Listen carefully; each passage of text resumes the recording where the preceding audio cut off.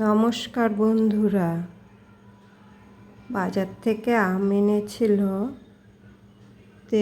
টক খাওয়ার জন্য। টক খেয়েছি, আরও কিছুটা রয়ে গেছে, তো ভাবলাম একটু আচার বানিয়ে ফেলি।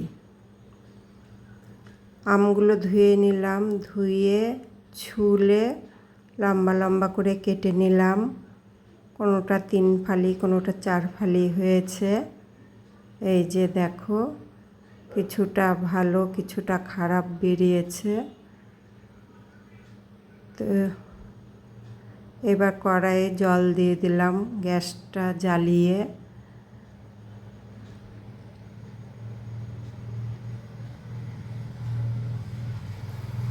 জলটা গরম হয়ে গেছে। এরপরে একটু নুন দিয়ে দিলাম, তো তোমাদের দেখাচ্ছি।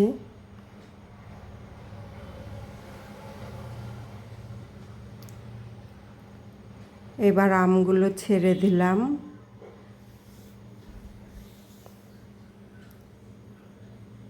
গরম জলের মধ্যে এই যে সেদ্ধ হয়ে গেছে আমগুলো, এই যে সেদ্ধ হয়ে গেছে। এবার একটা ঝুড়িতে আমগুলো সব তুলে নেব, এই যে জলটা ঝরার জন্য।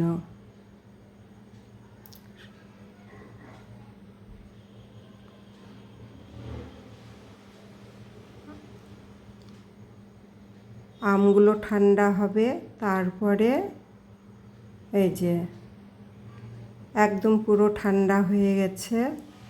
তারপরে আমটা এখন করব, সব মশলাগুলো সাজিয়ে নিচ্ছি।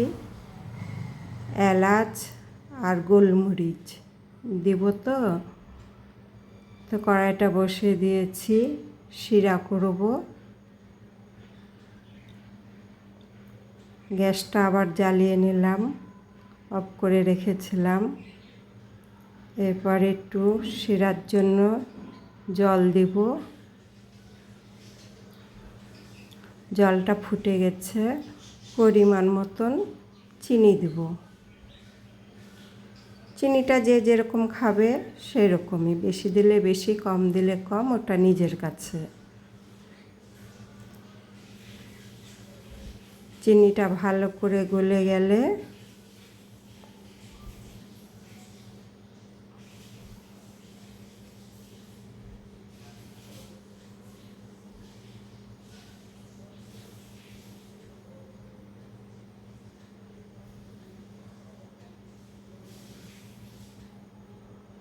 গলে গেছে ভালো মতন।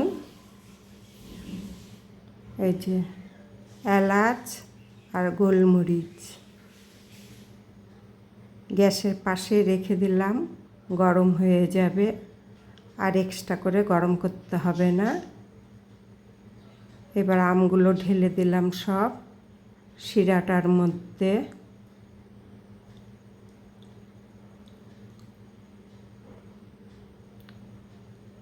কিছুক্ষণ নাড়তে হবে, নাড়তে নাড়তেই আমের জলটা বেরিয়ে যাবে, আচারটাও হয়ে যাবে। আমের মিষ্টি আচার। গ্যাসটা অফ করে দিলাম, আচার হয়ে গেছে। এই দেখো, গোলমরিচ গুঁড়ো করে নিয়েছি আর এলাচ আচারের উপরে দিয়ে দিয়েছি। এই দেখো, আচারটা হয়ে গেছে।